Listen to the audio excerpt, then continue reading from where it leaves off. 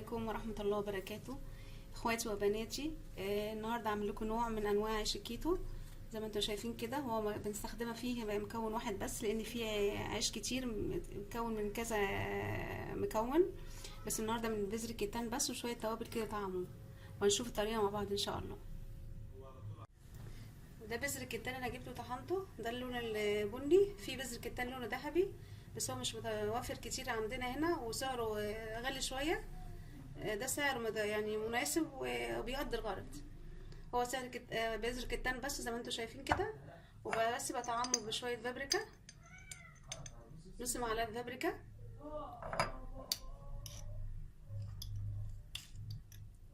ربع معلقة ملح،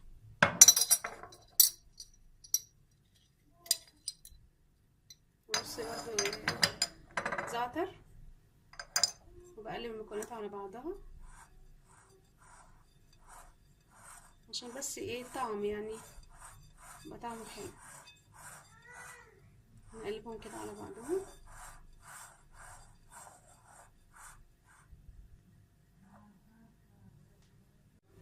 انا قلبت فيه شويه كده لغايه ما دخل كل المكونات بتاعته مع بعضها، وغليت ميه.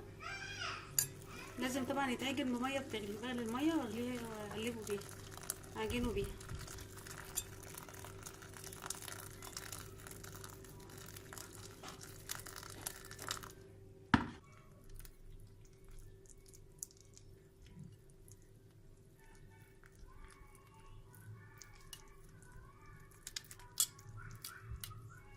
بياخد ميه كتير قوي. بذر الكتان بيبقى لازج قوي قوي قوي وبيشرب ميه كتير. يعني ممكن اول رغيف مثلا اسويه في الطاسه، عقبال ما الاقي بس انا برد اهو مزوده ميه، لانه كل ما بيبرد كل ما بيتخن.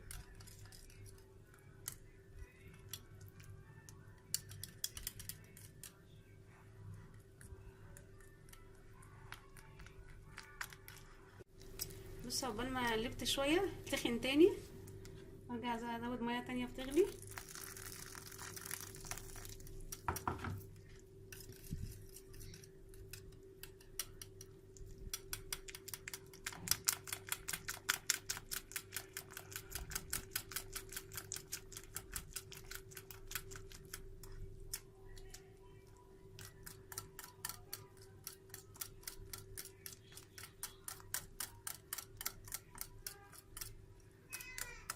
بياخد شويه تقليب حلوين، يعني عشان هو بيبقى لازج قوي ولازق في بعضه.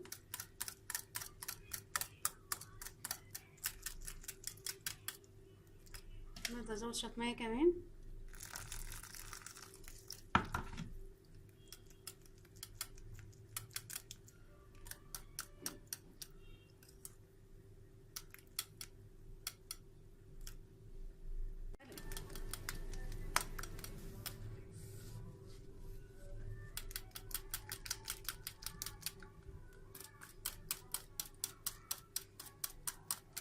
بياخد حوالي من 3 ل 5 دقايق كده تقليب،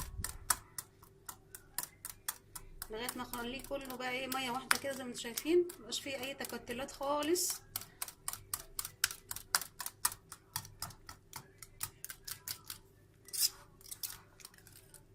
وكده خلاص بقى على الطاسه على طول. خلاص انا بس قلبته كويس قوي ومولعه الطاسه على النار، كبشه كده صغيره.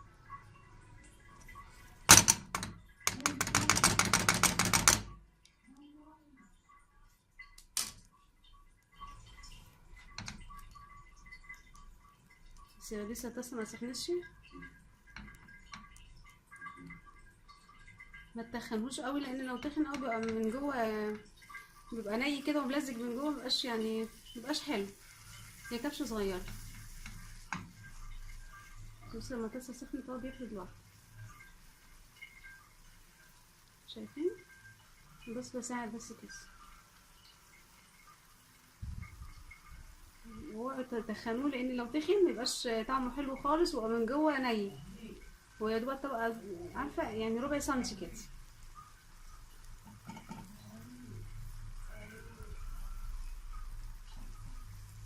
سيبه شويه بس يمسك نفسه وبعدين اقلبه قدامكم.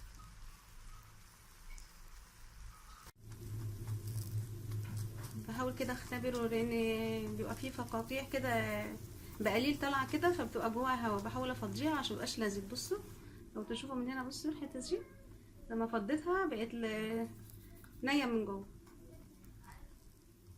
اسلكوا بقى، اسلكوا. بصوا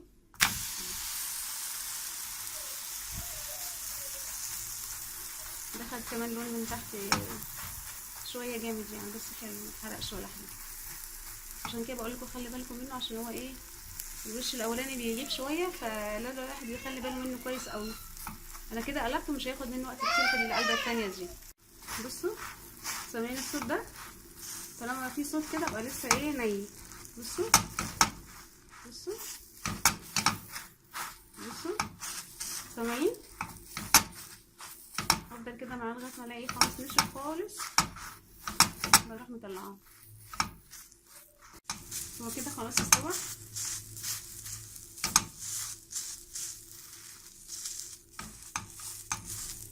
خلاص كده مفيش اي صوت. بصوا اهو، شايفين؟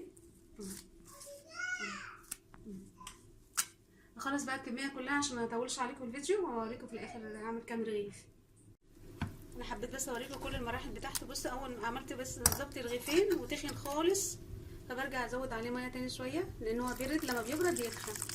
يجي نص كوبايه كده واقلبه تاني، او مش هزود تاني خلاص، لان هو لما بيبرد بيتخن. هو خلاص برد وخد وضعه، فانا بزوده شويه تاني وخلاص.